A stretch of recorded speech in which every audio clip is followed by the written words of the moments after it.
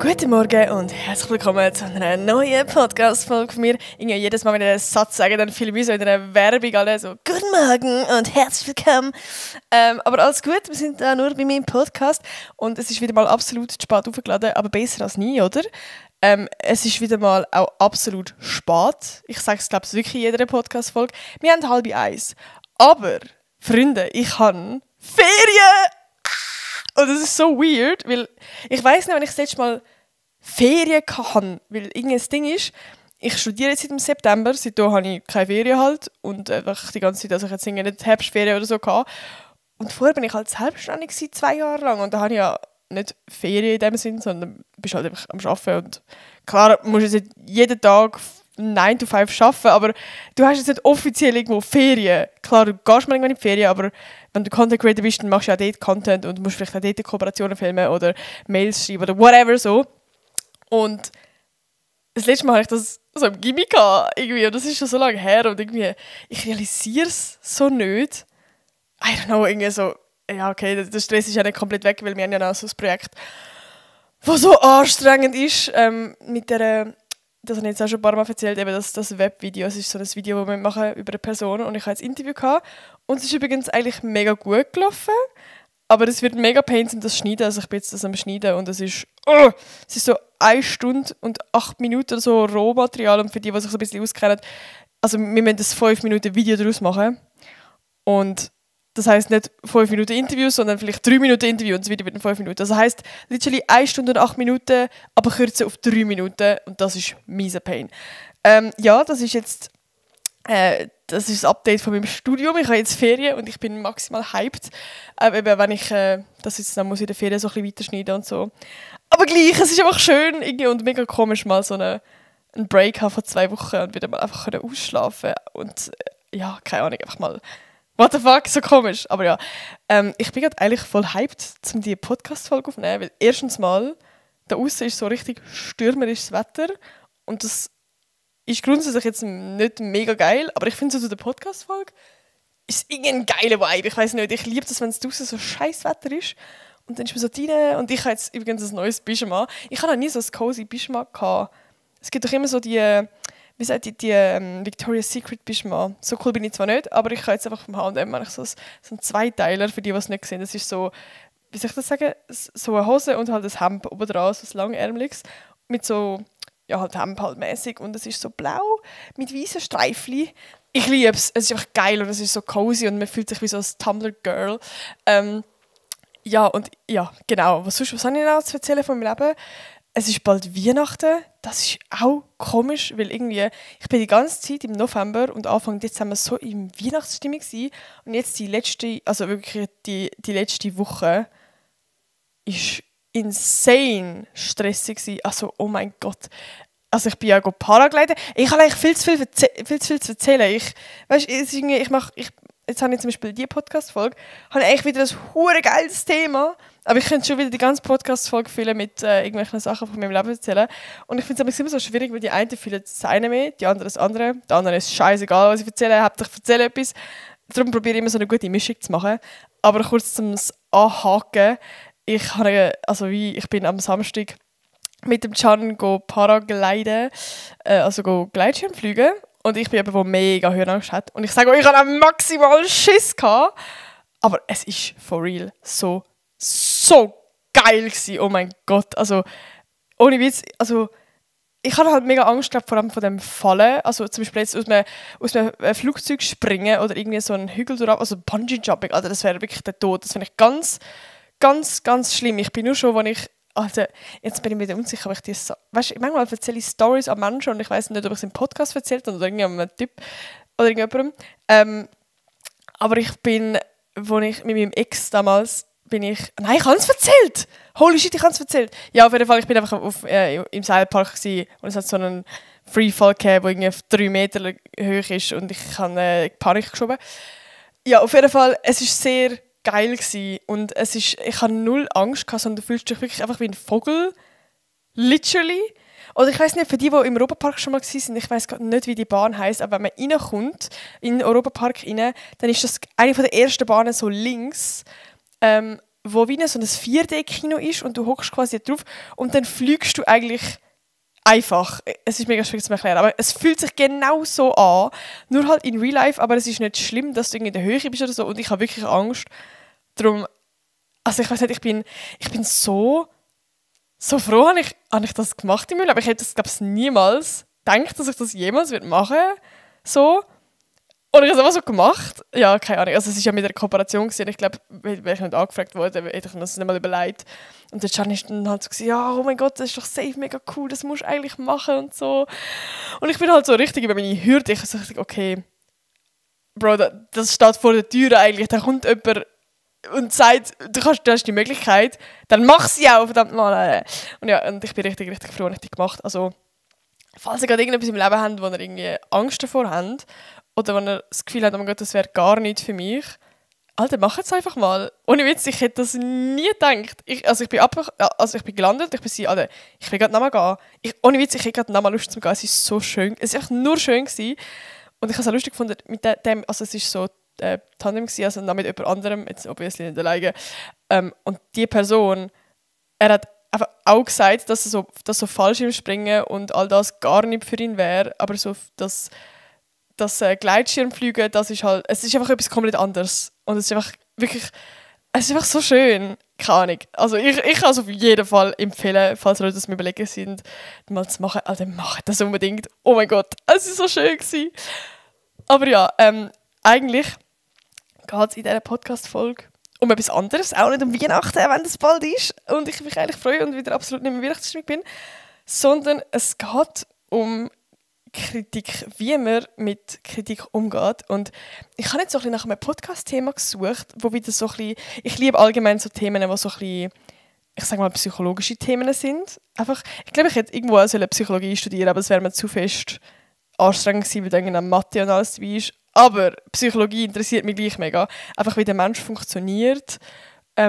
Und weil ich mega gerne über mich selber lerne, warum ich so bin, wie ich bin, woher das kommt, was mich geprägt hat, weil eigentlich bestehe ich ja vor allem aus dem, was mich geprägt hat, was ich, also logisch auch aus meinen Genen und so, aber auch vor allem, was mich geprägt hat, mein Umfeld, wie ich aufgewachsen bin, wie ich erzogen worden bin, was ich erlebt habe und alles. Und das alles hat so Einfluss auf meinen Charakter und auf meine Ängste und auf, wie ich ticke und einfach alles. Und ich finde das so mega spannend. Und darum, das sind halt so die meisten Themen, die ich mega gerne halt so in den Podcasts einfach so thematisiere. Und ich habe heute unbedingt so ein Thema wieder mal wählen, weil ich Bock habe, einfach weil mich das wirklich mega interessiert. Und ich habe dann so ein bisschen überlegt, was ist etwas, wo ich bei meiner Charaktereigenschaft habe, wo ich gerne würde so ein bisschen mehr erfahren. Und ich bin irgendwie auf das gestoßen, weil es gerade so ein bisschen aktuell ist, würde ich mal sagen. Also kurz mal den Punkt schnell vorwegnehmen. Ich würde grundsätzlich sagen, dass ich es mega schwierig finde, mit Kritik umzugehen. Und das aufnehmen und das nicht persönlich nehmen, weil irgendwie, ja, keine Ahnung, wir reden auf jeden Fall noch sehr viel über das. Ich habe mir wieder mal meinen alten Notizblock geholt und habe mir sehr viele Notizen gemacht. Das war so spannend, ich liebe es. Einfach selber Sachen über mich erfahren und ich kann mir mega gut vorstellen, dass es auch viele Leute draussen gibt, die vielleicht einen ähnlichen Struggle haben. Weil, also logischerweise, niemand hat mega gerne Kritik oder findet es jetzt geil, etwas zu hören, jo, das könntest du verbessern. So, wir sind halt dafür gemacht, dass wir nach positiver Aufmerksamkeit streben, nach Bestätigung und Bestätigung einfach. Und wenn halt jemand kommt und einem einen Verbesserungsvorschlag gibt, in dem Sinne halt etwas an einem kritisiert, dann dann merke ich selber, dass es mir manchmal halt schwerfällt, damit umzugehen. Und ich habe es vor allem spannend gefunden, für mich selber herauszufinden, wieso finde ich das, also wieso kann ich nicht so gut damit umgehen? Wieso finde ich das schwierig? Wieso nehme ich das persönlich? Und was ist eigentlich Kritik? Alles ganz Zeug, okay? Genau, darum, ich würde sagen, wir fangen zuerst mal überhaupt mit der ganzen Thematik an, mal so ein Grundding, also dass man so ein bisschen das Grundding erklären, was ist überhaupt genau Kritik. Ich finde, es kommt mega darauf an, welche Situation das ist. Also es gibt ja wie verschiedene Arten von Kritik, würde ich mal sagen. Also zuerst mal, ob es erwartete oder unerwartete Kritik ist, also ob man danach fragt oder nicht, weil wenn es jetzt um ein Projekt geht oder irgendwie so etwas und man fragt irgendeine Kollegin, hey, kannst du mal das bewerten, was könnte man da noch verbessern? Dann erwartet man irgendwie so ein bisschen, also dann erhofft man ja vielleicht auch sogar noch einen Verbesserungsvorschlag und nicht einfach, ist gut. Und das ist eine ganz andere Situation, als wenn jemand zu einem kommt und das eigentlich nicht erwartet hat. So. Und da gibt es eben verschiedene Situationen, die können kritisiert werden. Das ist zum einen das Verhalten, also wie man sich verhält, dass man vielleicht irgendwie etwas Zwischenmenschliches irgendwie sagt, hey, die Situation, wie du dort gehandelt hast, wie du dort reagiert hast, wie du dich dort verhalten hast, die kritisiere ich an dir, da hätte ich den Verbesserungsvorschlag, da hättest du vielleicht das. Also wie auf etwas aufmerksam machen vom Verhalten oder irgendwie so. Der zweite Punkt ist eben, wie ich es vorhin schon angesprochen habe, Leistung, ein Projekt, irgendeine Arbeit. Also zum Beispiel bei mir ist jetzt gerade so das Video, und es ist halt normal bei meiner Schule, ich bin an der Kunstschule, dass halt dann die Lehrperson immer wieder kommt, so ein bisschen nachfragt und so, und dann halt auch wir über das Projekt redet und dann halt Kritik manchmal auch kommt und Verbesserungsvorschläge kommen. Und ich merke gerade, dass ich einfach jetzt gerade momentan mega das muss lernen, wie mit dem umzugehen, weil grundsätzlich wollen die mir ja helfen und nicht irgendwie mich demotivieren, um etwas zu machen, so blöd gesagt. Voll. Und der dritte Punkt, wo man kann kritisieren so, ist einfach eine Meinung, wo man über etwas hat, wo man so aussagt und so. Das kann man auch kritisieren. Das sind so die grundsätzlichen 3 Punkte. Was auch noch spannend ist, von wem wird man kritisiert. Ich finde, es ist etwas ganz anderes, wenn eine gute Kollegin mir etwas sagt, zum Beispiel jetzt gerade über mein Verhalten, meine Persönlichkeit, wenn es jemand mich kritisiert, als jetzt zum Beispiel jetzt ein TikTok-Kommentar von einem anonymen User, der irgendetwas schreibt und ja, keine Ahnung. Und da ist halt vor allem auch der Punkt, was ist Kritik? Weil es gibt konstruktive Kritik, wo wirklich die Leute, wo es denen wichtig ist, dass du dich verbesserst, wo auch Verbesserungspotenzial da ist. Und es gibt Kritik, also jetzt gerade zum Beispiel auf Social Media, wo keine Kritik ist, sondern Hate. Das finde ich auch geil, dass viele dann so schreiben, ja, aber das ist ja Kritik, das ist kein Hate. So, Bro, Alter, so, ich erkläre jetzt ganz kurz, was Kritik ist, dann checken es alle. Also, eine positive Kritik, und das ist grundsätzlich eine Kritik, die gut ist, die einem weiterbringt, das ist, Ziel ist Verbesserungsmöglichkeit aufzeigen. Heisst, wenn jemand dich kritisiert, dann ist das Ziel, bei dem, was die Person anspricht, dass du etwas daraus kannst ziehen zum Verbessern. Also wenn eine Person zu dir sagt, hey, keine Ahnung, irgendwie dort und dort, ich merke zum Beispiel, du bist eine Person, die mich nie ausreden lässt, du tust mich immer unterbrechen und ich würde mir mega wünschen, dass es nicht mehr so ist. Also da ist wie obviously Verbesserungsvorschlag. Schau, dass du mich nicht mehr so oft unterbrichst, dass du mich den Punkt machen lässt. So. Wenn es jetzt aber eine negative Kritik ist, was eine Scheißkritik ist, dann gibt es wirklich keinen Hinweis. Dann ist es einfach wack so. Ich habe jetzt gar kein Beispiel, aber vielleicht wisst ihr, was ich meine. Voll. Oder eben grundsätzlich einfach Hate. So, Alter, dieses Video ist scheiße. Also bist so, Bro, merci, aber was fangen wir mit dem an? So, keine Ahnung. Das ist dann halt einfach so, ja. Also da kannst du halt nichts damit anfangen. Und das gibt dem schlussendlich dann einfach ein schlechtes Gefühl. Und das ist meiner Meinung nach dann einfach keine konstruktive Kritik, keine Kritik, die mich weiterbringt. Und es geht dann für mich halt eben auch, wie gesagt, mehr richtig einfach haten und einfach irgendwie, weiß auch nicht, so, es bringt mich nicht weiter. Voll. Und ich würde sagen, wir kommen jetzt zum grossen Punkt, den ich am spannendsten finde, weil ich so ein bisschen bei mich herausgefunden habe, warum ich nicht so gut kann mit Kritik umgehen. Und ich muss sagen, es fällt mir mega schwer, um das so zu sagen, weil das wird dann mega schnell so, könnte einem mega schnell irgendwie vorgeworfen werden, oder es ist etwas, wo man einfach vielleicht auch sich selber nicht will gerne eingestehen, weil die Voraussetzung eigentlich bei jeder Person sollte sein, dass man mit Kritik kann umgehen und dass es eine Schwäche ist halt einfach. Und darum irgendwie ist es für mich halt auch selber so ein bisschen unangenehm, das nur schon zu eingestehen.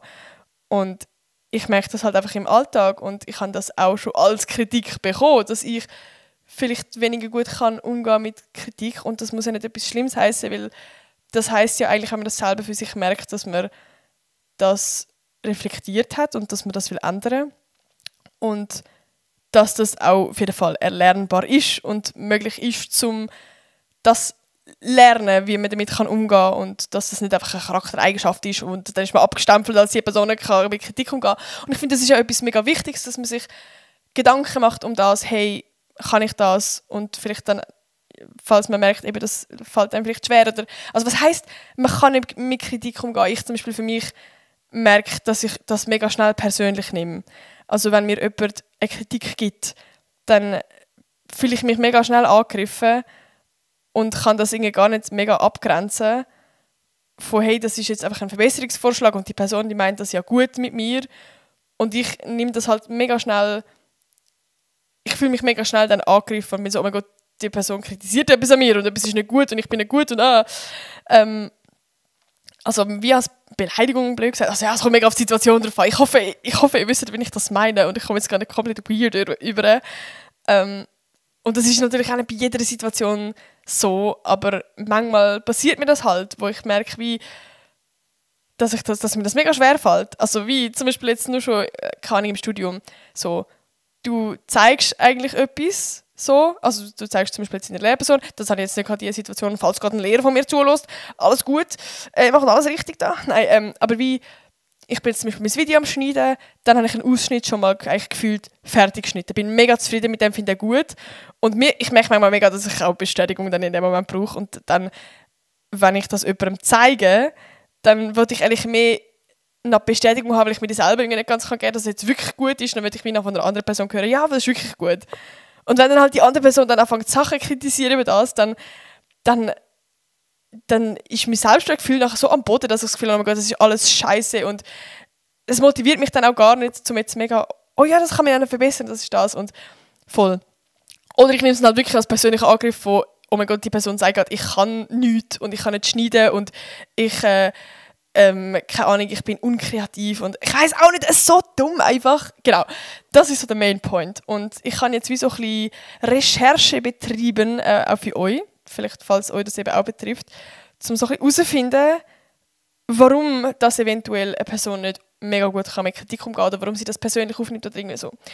Also es gibt wie verschiedene Punkte, so, warum man mit Kritik nicht mit Kritik kann gut umgehen. Also ich will das in diesem Podcast noch so viel Kritik sagen, aber sorry. Also, erster Punkt, erste Möglichkeit ist, dass es mit dem Selbstwertgefühl zu tun hat. Das heisst, eben, so ein bisschen wie bei meinem Punkt jetzt, dass man sich sehr schnell, also dass man sehr schnell als persönlichen Angriff sieht und das nicht kann trennen. Und das ist der grosse Punkt eigentlich, dass man, also wo ich mega muss mir vor Augen führen und irgendwie jetzt auch bei dieser ganzen Recherche da irgendwie so voll der 20er bei mir runter ist, dass die Person ja nicht mich und meinen Charakter und nicht meine Persönlichkeit kritisiert, sondern eben mein Verhalten oder meine Meinung oder mein Projekt. Aber es ist kein persönlicher Angriff.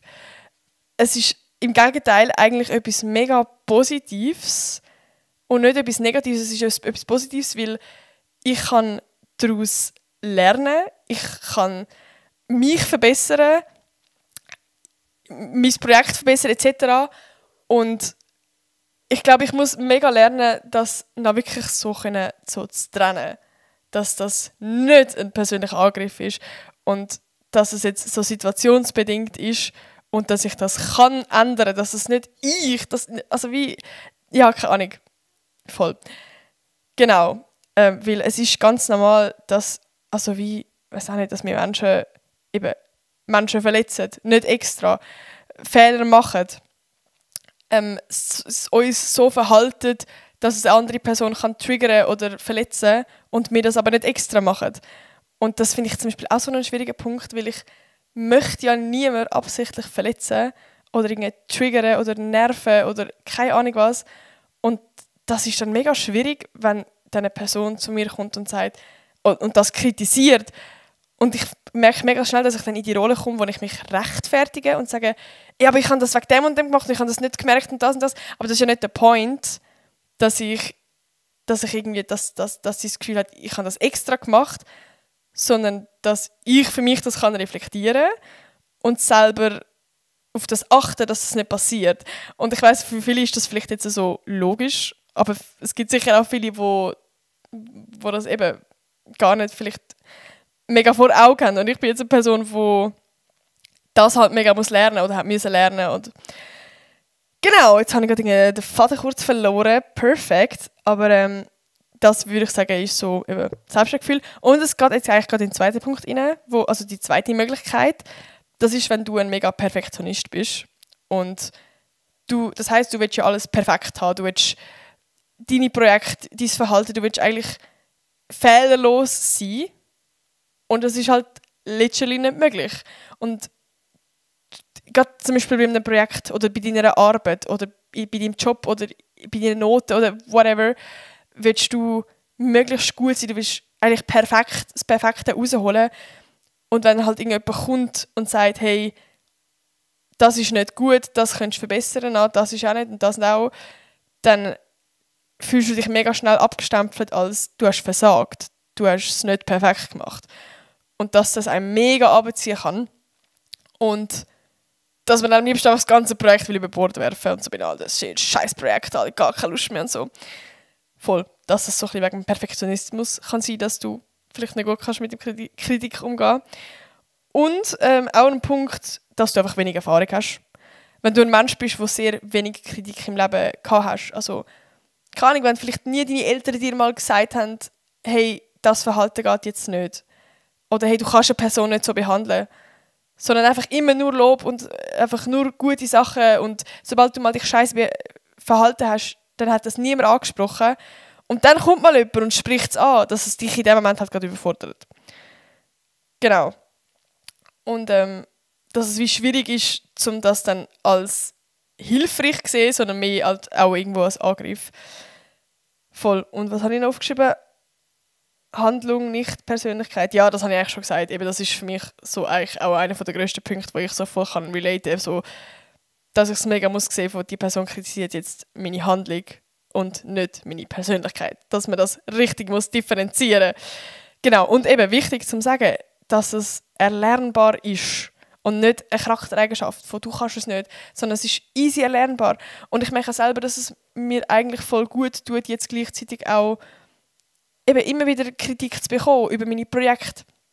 Weil jetzt ganz blöd gesagt, ich kann jetzt zum Beispiel Videos schneiden und so, habe ich nur von Social Media so gekannt. Und dann mache ich halt einfach mal ein Video und dann mache ich sie eigentlich so, wie ich es geil finde. Und wenn ich jetzt ein YouTube-Video poste, dann kommentiert ja nachher niemand, hey, bei Minute 9 hättest du vielleicht noch dort ein bisschen mehr können und Musik noch ein bisschen dort so und so. Also ich schaue jetzt wahrscheinlich einfach meine YouTube-Videos und okay, ja, es ist ein cooles YouTube-Video und es ist jetzt auch nicht so der deep, dass es ein mega gutes YouTube-Video muss sein, sondern es muss einfach unterhaltsam sein und funny oder whatever.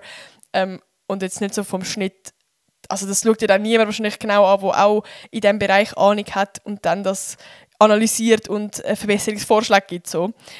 Und jetzt komme ich halt wie in ein Studium, wo das der Fall ist, wo das halt genau unter die Lupe genommen wird und jeder Schnitt muss begründet werden, warum jetzt das so und so ist und dass halt jemand kommt, der mehr Erfahrung hat als ich und dann mir halt sagt, hey, das könntest du noch so und das finde ich nicht so gut und das finde ich unpassend. Und das ist für mich halt wie Neuland. Genau. Aber darum, es ist gleichzeitig auch gut, weil ich lerne es jetzt. Und ich finde auch gerade jetzt vom persönlichen Aspekt finde ich es eigentlich auch mega positiv, also auch mega wichtig und eigentlich für mich mittlerweile wie sagt man, eine Voraussetzung in einer guten Freundschaft, dass gute Friends dich und deine Handlung, nicht dich, auch können und dürfen kritisieren. Natürlich kommt es darauf an, wie man das anspricht, aber mit Empathie natürlich, so logischerweise. Und auch umgekehrt natürlich auch du, deine Friends, so, dass man auch darf und vielleicht sogar soll die darauf hinweisen von hey, ich finde so das Verhalten könnte andere verletzen oder hat mich verletzt und ich mir mega wünsche, dass das vielleicht anders so wäre, dass das mega wichtig ist. Weil, also imagine, du hättest keinen Menschen in deinem Leben, der dich auf das hinweist, und die dann aber dafür hinter deinem Rücken über dich redet, von hey, die Person ist also hure mühsam, die tut die ganze Zeit nur von sich reden oder so. Und wenn wie jemand mal zu dir kommt und sagt, hey, keine Ahnung, irgendwie würde ich mich mega freuen, würde es bei unserem Gespräch nicht immer um dich gehen, sondern um beide und auch mal um mich. Das ist auch wichtig, okay? Darum, ja, finde ich es auch mega wichtig, dass man die engen Menschen im Leben auch das können sagen, ohne dass man sich angegriffen fühlt, sondern die engen Menschen, die wollen ja auch, dass du dich verbesserst und dass, also wenn das eine gute Kollegin zu dir sagt, dass das ja nicht gerade muss heissen, also natürlich kommt es auf die Situation drauf an, aber dass das nicht ein Angriff soll sein, sondern dass die Person wirklich will, dass du dich verbesserst und dass, ja, vielleicht, ja, weiß auch nicht. Wisst ihr, was ich meine? Ich hoffe schon. Voll. Und ich habe jetzt wie noch so ein paar Tipps aufgeschrieben, wo ich das Gefühl habe, helfen mir so ein bisschen, um mit Kritik umzugehen. Oder gerade in dem Moment zumindest, wenn wie etwas kommt. Ich höre es. So, es kommt einfach. Es kommt Kritik und wie gehe ich in dem Moment gerade mit dem um? Oder was mache ich da? Oder dass ich es halt nicht gerade persönlich nehme und nicht gerade mich direkt instant anfange rechtfertigen oder irgendwie so etwas Stupides. Erstmal durchschnaufen und einfach sich mal konzentrieren, um ruhig zu bleiben. Nein, for real. Also wirklich in dem Moment, also wenn es dir wirklich schwerfällt und du merkst gerade, oh mein Gott, das trifft mich jetzt gerade irgendwie hure. Weiß nicht. Das verletzt mich jetzt gerade. Einfach zuerst mal durchschnaufen und sagen, hey, okay, schnell reflektieren. Jetzt nicht, ich sage mir dann manchmal, Bro, nimm das jetzt nicht persönlich. Die Person meint es gut, alles gut. So. Einfach mal kurz nicht gerade in Emotionen geraten, so wie ich probiere, die Emotionen zu kontrollieren, sag ich mal. Und das Ganze wie so mehr sagen, hey, die Person, die Kritik, die sehe ich jetzt als Möglichkeit zum Wachsen, weil die kann wertvoll sein. Und ja, was habe ich noch? Objektiv betrachten, das ist auch mega wichtig, eben wie gesagt, nicht persönlich, sondern als außenstehende Person betrachten. Oder vielleicht sich in die andere Person hineinversetzen, von hey, die Person, also das, was sie gerade an mir kritisiert, jetzt zum Beispiel an meinem Verhalten, das würde mich vielleicht ja sogar auch stören. Also wenn ich mir jetzt vorstelle, ich bringe jetzt immer wieder das Beispiel, dass ich die ganze Zeit nur muss einer anderen Person zuhören und die nie mal eine Frage zurückfragt oder jetzt zum Beispiel nur ich immer unterbrochen wird, ich verstehe das, ich kann das nachvollziehen und mich würde das vielleicht auch stören. Also wie probieren, die Kritik zu verstehen und Empathie zu zeigen, probieren die andere Person zu verstehen und das halt vor allem von außen betrachten und nicht als persönlichen Angriff, sondern wie von oben so, weil wenn wir einen Film schauen. Ja, und was mir amigs auch hilft, ist wie nach Details zu fragen, also gerade wenn man es vielleicht nicht versteht und zuerst mal ist, oh mein Gott, was meint ihr da? Das kann sie ja nur böse meinen. Zuerst mal nachfragen, was genau meinst du damit? Kannst du mir eine Situation sagen? Bla bla bla. Und das ist für mich der letzte und wichtigste Punkt. Wir sind alle Menschen, die ständig Fehler machen und eigentlich ständig aus unseren Fehlern lernen sind. Also wie, ich habe immer so das Gefühl gehabt, wenn man erwachsen ist, dann ist man so erwachsen und das ist eigentlich so das Ziel und dann machst du keine Fehler mehr und als Kind, da bist du ja noch am Lernen. Aber wir sind halt stetig am Lernen. Also wenn du 80 bist, dann bist du eigentlich noch am Sachen über dich und über alles und dein Verhalten, wie du dich sollst verhalten etc. am Lernen.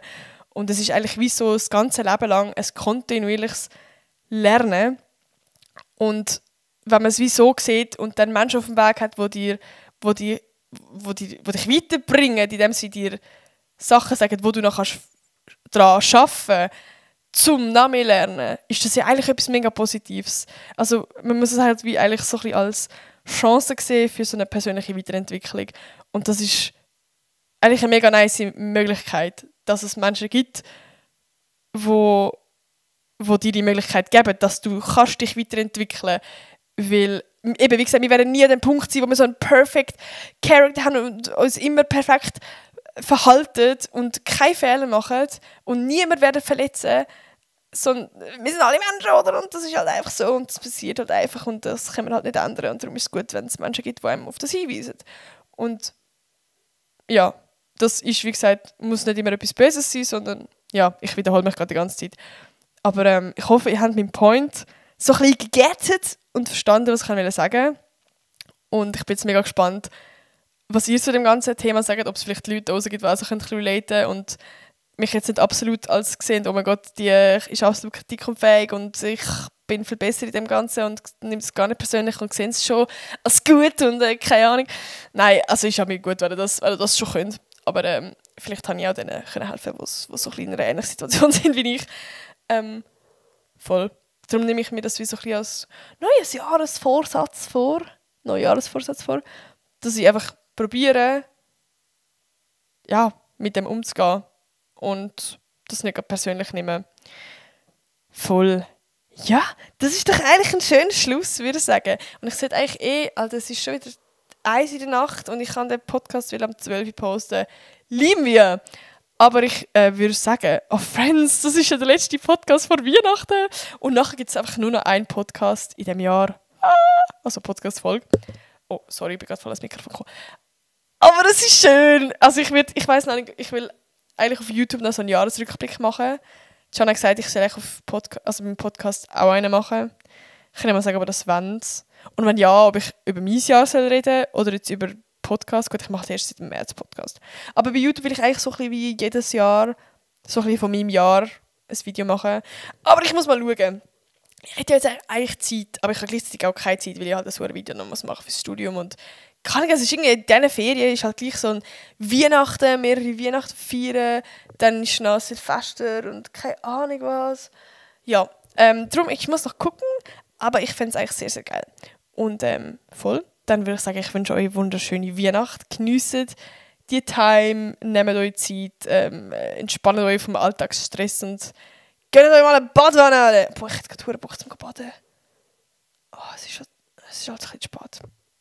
Oh Mann! Egal, ich gehe jetzt schlafen. Ich wünsche eine gute Nacht. Nein, wahrscheinlich schlafen ihr nicht mal. Ich wünsche einen schönen Tag, schöne Nacht, schöne, was auch immer jetzt, das ihr gerade macht. Und wir hören uns in einer Woche wieder. Tschüss!